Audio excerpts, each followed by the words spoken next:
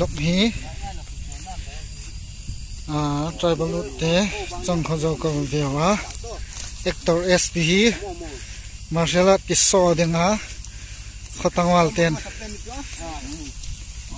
tiền nào bỏ lúa tu hí ăn và cho ăn và ngал sa và được à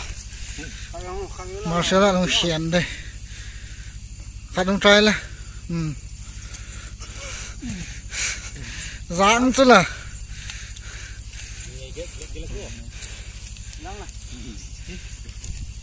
mua xuân nhị thì